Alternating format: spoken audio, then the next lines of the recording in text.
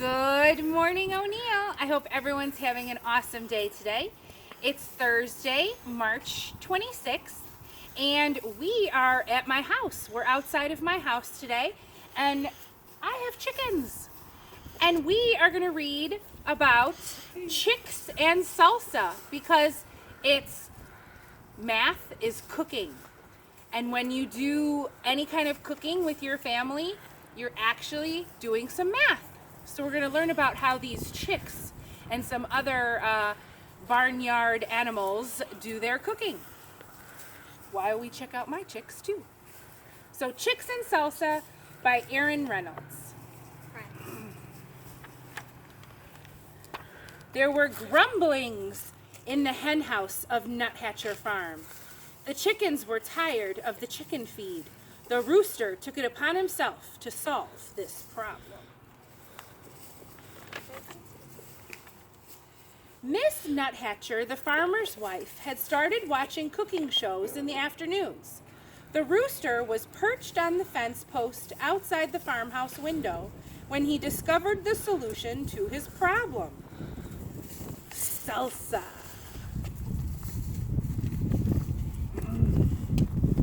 Led by the rooster, the chickens crept into the garden, where they took tomatoes and uprooted onions. That night, the chickens ate chips and salsa, though nobody was quite certain where the chickens got the chips. The tasty tang of tomatoes and onions hung over the barnyard, and the rooster said, "Ole."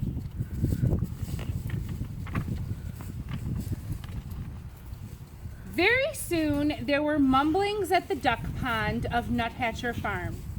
Inspired by the chickens, the ducks decided they were tired of fish.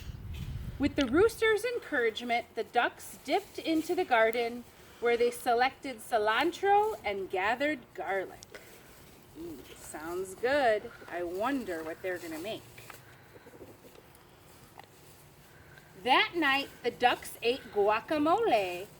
They thought nobody was quite certain that the ducks got the avocados. Nobody knows where they got it from. The spicy scent of garlic and cilantro hung over the barnyard, and the ducks said, "Ole."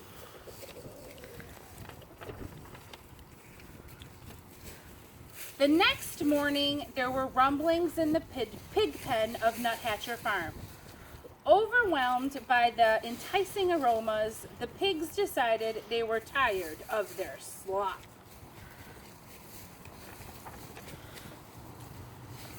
So while the rooster distracted Farmer Nuthatcher, the pigs plodded into the garden, where they borrowed beans and chopped chilies.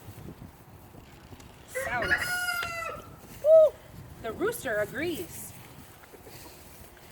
That night, the pigs ate nachos, though nobody was quite certain where the pigs got the nacho cheese sauce. The delightful deliciousness of cheese and chilies hung over the barnyard, and the pigs said, "Ole." As everyone knows, when the passion for southwestern cuisine takes hold of farm animals, and so many scrumptious, spicy, savory scents collide in the barnyard air, it can only lead to one thing. A fiesta! The rooster got things organized, then returned to his fence post to watch for a good enchilada recipe. The horses decorated the barn. The bull practiced his Mexican hat dance, though nobody was quite certain where the bull got his sombrero. And the chickens, ducks, and pigs snuck into the garden, but all of their spicy southwestern supplies were gone. The scallions had been stolen, the peppers had been pilfered, the limes have been lifted. What happened to all the rest of their food? But there were slurpings in the kitchen of Nuthatcher Farm. Stirred by the succulent smells in the barnyard, Miss Nuthatcher had decided to make tamales for the county fair. A saucy sweetness hung over the farmhouse kitchen, and Miss Nuthatcher said, "Ole!"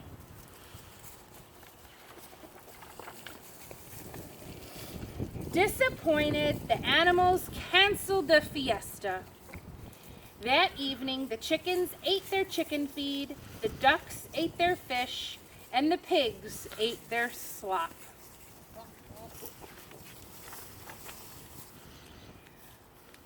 But while the nuthatchers were at the fair, the rooster crept into the kitchen and borrowed a French cookbook. The next morning, the rooster ate crepes with white grapes and champagne sauce, though nobody was quite certain where the rooster learned how to read. A satisfied smile stretched over the rooster's beak, and the rooster said, "Ooh la la." Now, something special about this book is it has some recipes in it. It has hog wild nachos, and in the back it has guacamole and rooster roasted salsa. So I think you should try to find a cool recipe that you would like to work on today. Cook up something new or a traditional meal that you make at home.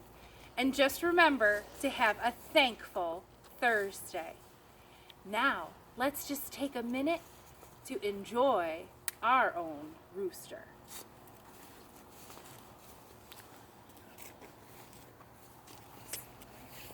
Let them be.